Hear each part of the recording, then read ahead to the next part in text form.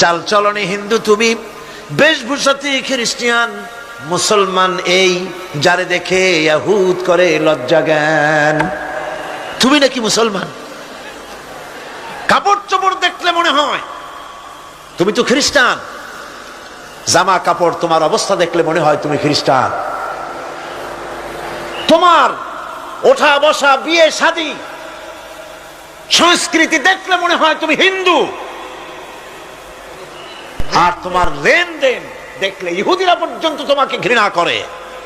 কথা ঠিক কিনা? কথা ঠিক কিনা? এই হলো মুসলমানদের অবস্থা। সুতরাং আল্লাহ পাক বলছেন ইহুদিদেরকে ছাড়তে হবে, খ্রিস্টানদের অনুকরণ ছাড়তে হবে।